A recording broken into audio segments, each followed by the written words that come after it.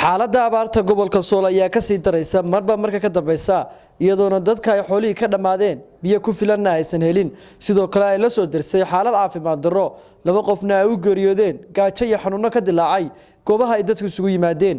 dadka ku kulanay goobahaas oo u badnaa dumar iyo waayeel ayaa noo sheegay in xaaladooda nololeed ay marayso halkii ugu liidatay kuna baaqay in gargaar bini'aadantinimo oo degdeg ah lala soo gaaro dadkaasi neefanka iyo caata wixii ilaa meeshan way la mid inta soo aqara oo isu muuqata way la mid meeshana joogtaan magaca tobanna ma hayo meeshaan joogno waxa la yiraahdaa agaalaaye waa kan aydaasa degan markii hore xagee ka soo guurteen reer ceelafin baanu reer ceelafin ha ceelafin waan ka isad ceelaf xoolihii way iska baxeen oo abaar baa u timi annaguna hadda xaaladayadu way iska ilaahay baa irsaaqada bixiya laakiin xaaladdu hadda way nagu adag tahay marka caruurta waxaan la soo doonay biyo qaraadh bay noqdeen way ku shubmeen way ku xanuunsadeen hargab waa ku dhacay yeelkadooda ilaahay baa loogu duleeyahay wixii de uu keeno ilaahay baynu weydiisanaynaa xaaladayadu waxa weeye markii hore dadku xoolo dhaqato ahaa xoolo dhaqato hadaanu nahayna walaal xoolihii way iska madheen xoolihii marqiiba laga cabi jiray subagii laga cuni jiray hadda shilinkii wax loo siin lahaa baaba la waayo adkaaday markii hore ari fiican oo tiriya waxa baanu haysanay hadeertana halkaas waxa ku xiroodo ari 25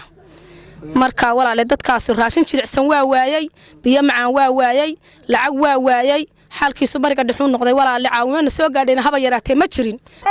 qoyska waxaan nahay 8 qof 9 qof baan haystikiya ugu yaraa waa dhintay xanuunkaas uu dhintay iyo nafaqa darro awal dad xoolo cuna baan ahayn awal cidi meel nooguma maqnayn oo dibad waxba nagama siin jirin xoolihiina waa naga bixeen marka sidaa darteed weeye abaaraha iyo xaaladayadu hadda ruuxeeda qaar baa naga jiifa maalintii isagu dhintay maalintii ku saddex ahayd ayeeyadiis baa dhimatay oo lagu aasay ar cadeeye waan xanuunsanayo xanuunkaas nagu dhacay wiilkana jadeeca haysta anana waxaas nagu dhacay hargabka waxaas oo aan hadda awoodii aan istaagi karay xanuunada dadka hayaan nagu dhacay hadeerna alxamdulillaah waan sara fadhinaa laakiin way xanuunsanayna anagu waxaan u baahanahay waxtar weyn baan u baahanahay ubadka yar cunanaygu bishoodna xugma siiso maxay ahayd xoolana ma haysto xoolo weyga ma dhanay waxaan walaalayaal maanta u baahanahay taakulo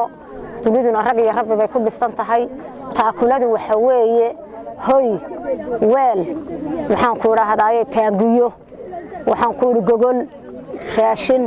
taakula fara badan baan u baahanahay marka nin waliba calafkiisu qaba aad iyo aad baa loo tabaalaysan tabaalana ilaahay bay naga saari kara ilaahay dadkani waa qurumo badan oo isugu yimid hay meesha isugu keenay qadarta Allahna isugu keentay abaarta dhacday baana isugu keentay waa dad walaal ah dadka islaamka iyo hay'adaha maxalliga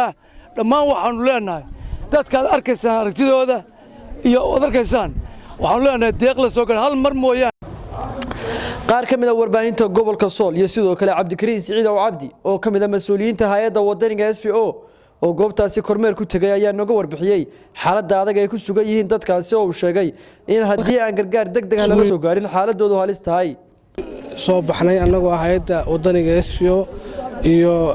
saxaafadda gobolka Sool xubno ka tirsan sidii xogaha dhabta ah ee deegaanka abaartu saameysay ka jirta aanu soo ogaan lahayn meeshii horeenu soo marnay waxay ahaayeen meeshii cagalaaye halkaas oo xaalado duruufsan oo qalafsan ku soo aragnay halkana waa goobtii labaad goobta lagu magacaabo Siixawle runtii goobtani aad baa dadka ku jira ay u tira badan yihiin waadna aragtaan duruufaha ka muuqda xaaladaha ka muuqdana waad aragtaan waxaa jira cudurro waxaa jira gaajo waxaa jira nafaqa darro waxaa jirta biyo la'aan baahiyahooda asaasigaana waanu ka qornay insha Allah waxaanu rajaynaynaa inaanu gaarsiino Mukhtaar Cabdi Jaamac warbaahinta SBC Laascaanood